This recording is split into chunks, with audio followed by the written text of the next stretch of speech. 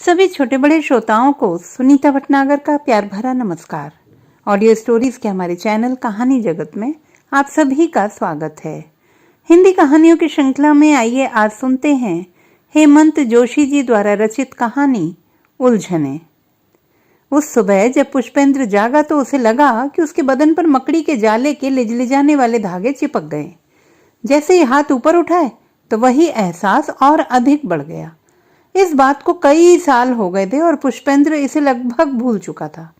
College के दिनों में पुष्पेंद्र जब एक दिन फलसफे का सालाना इम्तिहान दे रहा था तब उसका दोस्त उसके पास आया और उससे पूछा कि क्या कोई कमलेंद्र उसका भाई है। पुष्पेंद्र को लगा था कि शायद उसका भाई इलाहाबाद से उससे मिलने आया है, पर उसके दोस्त ने उसे बताया कि उसकी मौत हो गई है और जब वह इलाहाबाद पहुंचा तब तक उसके भाई का अंतिम संस्कार भी हो चुका था और वह अपने भाई को मरा हुआ देख नहीं पाया। उस दिन के बाद से सोते जागते वह जाने अनजाने लोगों में अपने भाई की छवि देखने लगता था और जाने क्या क्या सोचने लगता, पर लोगों को कभी पता भी नहीं चल पाया कि उसके मन में क्या चल रहा है। उसे याद है, आज से कोई 10 साल पहले उसकी एक दादी बुआ भी अक्सर कहा करती थी कि उनके गले में कुछ रेंगता है। कभी कभी तो उन्हें लगता था कि कुछ है जो उनके गालों के पास से बहते हुए गर्दन की ओर जाता है। यह आपका वहम नहीं है क्या दादी बुआ? उसने कहा था। अरे जाओ, तुम क्या जानो कितनी तकलीफ होती है। रात रात नींद नहीं आती कभी कभी तो। घर के सभी लोग उनकी इस बीमारी से खासे परेशान थे। सबसे पहले तो उन्हें त्वचा रोगों के डॉक्टर को दिखाया। उसने कहा सब कुछ सामान्य है। हकीम को दिखाया, वैद्य जी को दिखाया, सभी ने कुछ न कुछ दवाएं दी इस आश्वासन के साथ कि कुछ दिनों में ठीक हो जाएगा। पर यकीन मानिए साहब कि मर्ज था कि ठीक होने का नाम ही नहीं लेता था। दादी बुआ के बच्चे उन दिनों ऑस्ट्रेलिया में रहते थे। जब भी उनसे परिवार का कोई सदस्य कहता कि देखो उन्हें कुछ नहीं है, केवल वहम है उनका, तो उनके बच्चों को लगता कि उनकी माँ के साथ परिवार वाले ठीक व्यवहार नहीं कर रहे हैं। इसलिए एक बार वह केवल अपनी मां का इलाज कराने के लिए ही घर आए। तमाम मेडिकल टेस्ट कराए, अनेक डॉक्टरों को दिखाया, लेकिन कोई बात नहीं बनी। बच्चों ने यह भी कहा अपनी मां से कि भगवान का ध्यान किया करो, भूलने की कोशिश करो इसको तो शायद कुछ लाभ हो। एक दिन पुष्पेंद्र ने देखा कि दादी बुआ की आंखें बंद हैं और वह कुछ बुदबुदा रही हैं, लेकिन उनका हाथ ठोड़ी पर लगातार गाल को खुजला रहा है। उसने न चाहते हुए भी दादी बुआ को टोक दिया। दादी आंखें बंद करके क्या बुदबुदा रही हैं आप? उन्होंने धीरे से आंखें खोली और कहा, बेटा हरि स्मरण कर रही हूं, पर यह गाल से कुछ बहना मुआ रुकता ही नहीं। उस दिन उसे 2 बातें समझ में आई कि एक तो भगवान होता ही नहीं, क्योंकि होता तो इतना कष्ट पा रही इस बुजुर्ग महिला के कष्ट को जरूर हरता, और दूसरी बात यह है कि दादी बुआ ठीक ही कहती हैं कि उन्हें तकलीफ है, वरना अपने बच्चों के कहने पर हरि भजन में मन लगाने के बाद तो वह अपनी इस तकलीफ को भूल ही गई होती। उसकी एक जानकार महिला मित्र ने भी एक बार उसे बताया था कि सोते सोते उसे ऐसा लगा था कि कोई उसकी पीठ पर हाथ फेर रहा था। चौंक कर जब उसने पलट कर देखा तो पीछे कोई नहीं था। नंदिनी ने यह बात भूतों के अस्तित्व के प्रमाण के तौर पर कही थी। फिजूल की बातें क्यों करती हो? अच्छा तब क्या है वह, बताओ ना मुझे। अरे कई बार दिमाग के भीतर कुछ रासायनिक प्रक्रियाएं होती होंगी और उसी की वजह से लगता होगा तुम्हें कि पीठ पे कोई हाथ फेर रहा है। फिर मजाक करते हुए पुष्पेंद्र नंदिनी से यह भी कहता था, देखो नंदिनी, यह तुम्हारी विशफुल थिंकिंग है। क्या मतलब? वह पूछती। वह कहता, तुम चाहती हो कि तुम्हें कोई सहलाए, पीठ पर हाथ फेरे, मगर जब ऐसा कोई नहीं करता तो तुम्हें ऐसा लगने लगता है। तत बदतमीज। चलो इसे छोड़ो।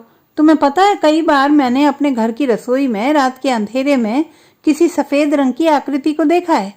इसे क्या कहोगे तुम? कैसे समझाओगे कि वह क्या है? फिर उसने जोर देकर कहा था, जो होता है और जिसके साथ होता है वही जानता है। पुष्पेंद्र को अच्छी तरह याद है कि कॉलेज के दिनों में उसका एक दोस्त था, भालेंद्र सिंह, जो पूरे कॉलेज में हंसी मजाक का सबसे बड़ा और आसान साधन बन गया था। वजह यह थी कि उसका एक हाथ हमेशा उसकी नाक पर रहता था। कुछ भी खाता था तो दूसरे हाथ से, और पहला हाथ होता था नाक पर। सोने पे सुहागा यह है कि सिगरेट पीने का भी उसे शौक था। सिगरेट पीते समय भी हाथ को विश्राम नहीं मिलता था। धुआं मुंह से निकलता था और बायां हाथ वही नाक पर रहता था विराजमान। पुष्पेंद्र अपने को बहुत तार्किक मानता था और उसने सभी तरह से भालेंद्र को समझाने की चेष्टा भी की थी, लेकिन सब व्यर्थ गया। और अब तो पुष्पेंद्र भी यह मान चुका था कि भालेंद्र तो कुत्ते की पूंछ टेढ़ी वाली कहावत को पूरी तरह चरितार्थ करके ही दम लेगा। कई साल पहले जो पुष्पेंद्र को हुआ वह जैसे एक अप्रिय घटना थी उसके लिए। जीवन की आपाधापी में वह उस घटना को भूल भी चुका था, लेकिन इधर कुछ दिनों से उसे लगातार सोते उठते चलते फिरते यही अनुभव होने लगा था कि वायु में हर तरफ मकड़ी के जाले हैं और रह रहकर उसके लेसदार चिकने और अदृश्य धागे उसके बदन में यहाँ वहां चिपक जाते हैं। वह लोगों की निगाहों से बचते हुए उन धागों को अपने बदन से अलग करने के प्रयास भी करता था। खुद 10 तरह के फितूरों से दूर रहने वाला, भूत प्रेत तो क्या ईश्वर को भी नहीं मानने वाला और हर बात के पीछे तर्क ढूंढने वाला पुष्पेंद्र परेशान था कि उसे क्या हो रहा है, कौन सी बीमारी ने उसे आ घेरा है। उसका आश्चर्य तो तब और अधिक बढ़ गया जब उसने अपनी सी हरकतें करते हुए कुछ और भी लोगों को देखा। उसे पहली बार लगा कि यह कुछ ऐसी बात है जिसकी तहकीकात वह कर सकता है। एक दिन बहुत संभल कर उसने ऐसे आदमी को टोका जो अपने बदन से कुछ छुड़ाने की कोशिश कर रहा था। गौर करने लायक है कि वह आदमी भी यह काम सबकी नजरों से बचकर करने की कोशिश कर रहा था और उसकी कोशिश सफल भी थी। वह तो पुष्पेंद्र ने उसे देखकर पहचान लिया, क्योंकि यह तो खुद उसका भी रोग था। पुष्पेंद्र धीरे से उसके पास गया और फुसफुसाकर बोला, क्या मकड़ी का जाला चिपक गया है? उस आदमी ने पुष्पेंद्र को बेहद आश्चर्य से देखा और कहा, आपको कैसे मालूम? पुष्पेंद्र ने कहा, अभी कुछ देर पहले मेरे साथ भी ऐसा ही हुआ था। उसने पूछा, इसका कोई इलाज है? पुष्पेंद्र ने कहा, अभी तक तो नहीं था, पर आपसे बात करने के बाद लगता है कि कुछ दिनों में इसका इलाज मिल ही जाएगा। इन दिनों से लगने लगा है कि वह जानता है कि यह क्या है। यह कोई रोग नहीं है, पर वह अभी ठीक ठीक कह नहीं सकता। कई दिनों तक पुष्पेंद्र लगातार इस एहसास के बारे में सोचता रहा। उसे लगा कि ऐसे अनेक एहसास हो सकते हैं। हर व्यक्ति के एहसास के अपने कारण होंगे। हर व्यक्ति के एहसास के पीछे वह बातें होंगी जिनसे उसे उलझन होती हो। हो सकता है कि जब तनाव में हों लोग तो उनके शरीर में वायु और रक्तनुमा जल के अनुपात में विकार आए और फिर यही वायु शरीर के विभिन्न हिस्सों में जाकर अजीबोगरीब एहसास कराती हो सकता है, लेकिन ये जाले। उसे याद हो आया कि उसका दोस्त भालेंद्र कई दिनों तक गायब रहने के बाद एक दिन सुंदर सी लड़की के साथ जब कॉलेज आया तो लोग उसे पहचान ही नहीं पाए थे, हंस भी नहीं पाए, क्योंकि उसकी नाक को उसके हाथ से मुक्ति मिल गई थी। या यूं कहिए कि एक हाथ वाले भालेंद्र को अब एक हाथ और मिल गया था।